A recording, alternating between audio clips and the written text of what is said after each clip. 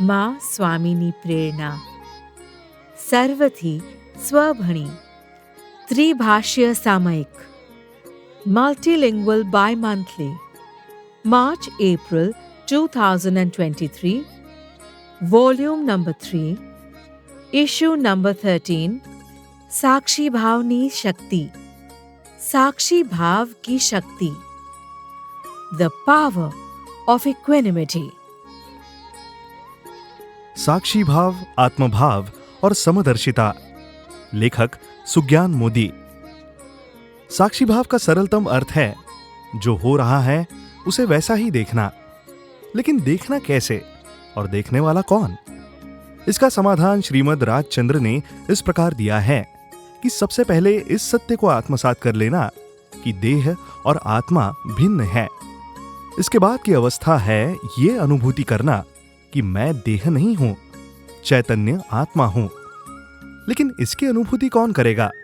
तो श्रीमद् इसका समाधान देते हैं कि देह भाव और आत्मभाव के मध्य में ज्ञानी की अवस्था है। देह और आत्मा का भेद ज्ञानी को होता है, इसलिए वो केवल साक्षी रूप में देखने का कार्य करता है। इसलिए ज्ञानी के लिए ये मार्ग खुल जाता है कि वो साक्षी रूप का अभ्यासी होकर स्वयं को आत्मरूप अथवा सहज स्वरूप में स्थित कर ले। इस पर प्रश्न उठता है कि यदि ज्ञानी स्वयं को साक्षी मानकर स्वयं को देखने का कार्य करता हुआ रहे तो क्या उसमें कर्तापन का भाव उत्पन्न नहीं होगा? और क्या वो कर्तापन का भाव उसे आत्मस्थिति की ओर ले जाने में बाधक नहीं होगा? इसका सुंदर समाधान देते हुए श्रीमद् कहते हैं, ज्ञानी पहले तो ये समझे कि जो कुछ भी हो रहा है वो प्रारब्ध के फल स्वरूप हो रहा है, इसीलिए किसी भी भांति उसे इस फल को भोगना ही है। दूसरी बात, वो इसे समझे कि सब कुछ ईश्वर इच्छा से ही हो रहा है। तो जब सब कुछ प्रारब्ध वशात है और ईश्वर इच्छा से है, ऐसा भक्तिमय भाव यदि हृदय में प्रगाढ़ हो जाए तो कर्तापन का भाव अपने आप जाता रहेगा। हालांकि यह उतना आसान नहीं है जितना कि सुनने समझने में लगता है। संसार के बीच रहकर जीवन जीना और साक्षी बनकर रहना तो बहुत साधना से ही सकता है। साक्षी होने में भी जो कर्तापन का सूक्ष्म भाव रह जाता है वो अत्यंत विकट है और उसे जाने में समय लगेगा। श्रीमद् कहते हैं कि ये दुधारी तलवार पर चलने के समान है और उदासीनता से ही इस पर विजय प्राप्त की जा सकती है। इस विषय में अपने 25वें वर्ष में श्रीमद् के शब्द हैं, जिस जिस काल में जो जो प्रारब्ध उदय में आता है उसे भोगना, यही ज्ञानी पुरुषों का सनातन आचरण है। ऐसा होने पर भी उसे अनेक प्रकार के संग प्रसंग में प्रवर्तन करना पड़ता है। ऐसा पूर्व में किसी प्रारब्ध का उपार्जन किया है जिसे सम परिणाम से वेदन करते हैं, तथापि अभी भी कुछ समय तक वो उदय योग है ऐसा जानकर कभी खेद पाते हैं, कभी विशेष खेद पाते हैं, और विचार कर देखने से तो उस खेद का कारण परानुकंपा ज्ञात होता है। अभी तो उस प्रारब्ध को स्वाभाविक उदय के अनुसार भोगने के सिवाय अन्य इच्छा उत्पन्न नहीं होती, तथापि उस उदय में अन्य किसी को सुख, दुख, राग, द्वेष, लाभ, अलाभ के कारण स्वरूप दूसरे को भासित होते हैं। उस भासने में लोक प्रसंग की विचित्र भ्रांति देखकर खेद होता है।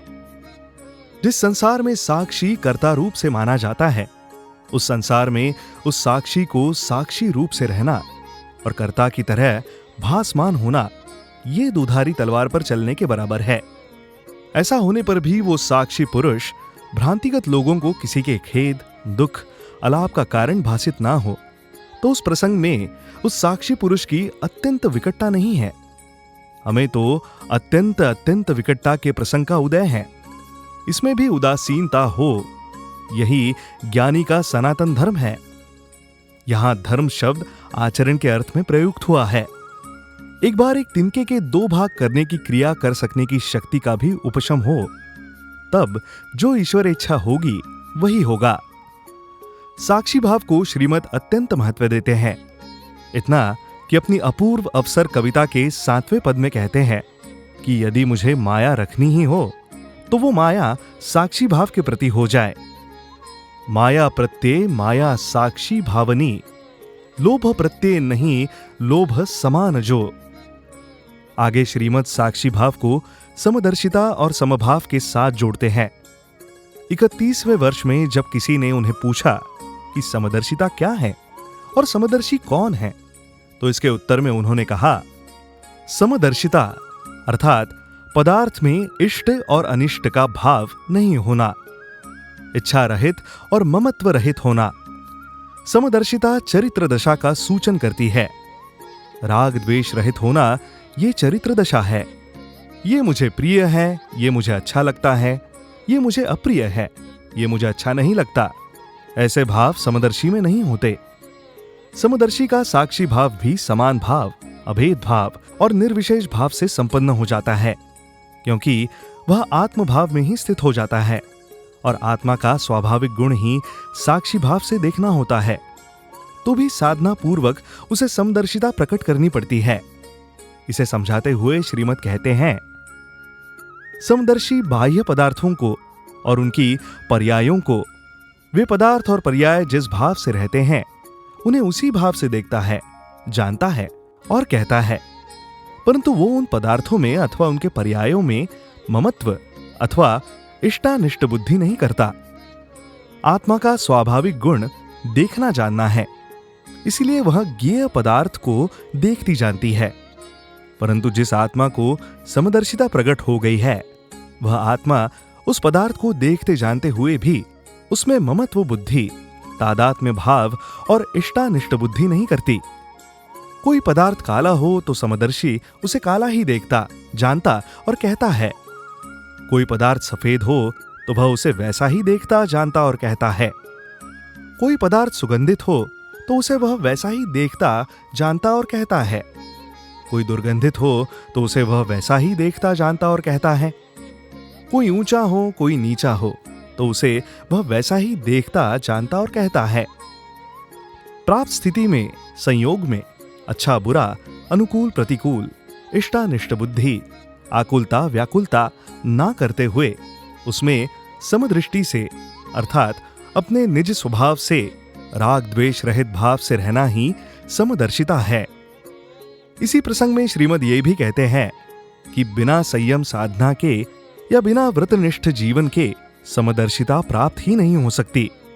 उनके शब्द हैं, साता असाता, जीवन मृत्यु, सुगंध दुर्गंध, सुस्वर दुस्वर, रूप कुरूप, शीत उष्ण आदि में हर्ष शोक रति अरति, इष्टानिष्ट बुद्धि और आर्त ध्यान ना रहना ही समदर्शिता है। समदर्शी में हिंसा, असत्य, अदत्ता दान, मैथुन और परिग्रह का त्याग अवश्य होता है। यदि अहिंसादि व्रत ना हो तो समदर्शिता संभव नहीं। समदर्शिता और अहिंसादि व्रतों का कार्य कारण अविनाभावी और अन्योन्याश्रय संबंध है। यदि एक ना हो तो दूसरा नहीं होता, और यदि दूसरा ना हो तो पहला नहीं होता। अपूर्व अवसर कविता के 10वें पद में श्रीमद् ने इसी समदर्शिता का आह्वान किया है। शत्रु मित्र प्रत्यय वर्ते समदर्शिता, मान अमाने वर्ते तेज स्वभाव जो, जीवित के मरणे नहीं न्यूनाधिकता, भव मोक्षे पण शुद्ध वर्ते समभाव जो, अपूर्व अवसर एवो क्यारे आवशे। अर्थात शत्रु और मित्र को एक समान दृष्टि से देखूं, मान और अपमान दोनों ही स्थिति में समभाव रहे, जन्म और मरण में कुछ भी घटने बढ़ने का भाव ना हो तथा संसार और मोक्ष दोनों में ही शुद्ध समभाव रहे। ऐसा अपूर्व अवसर कब प्राप्त होगा?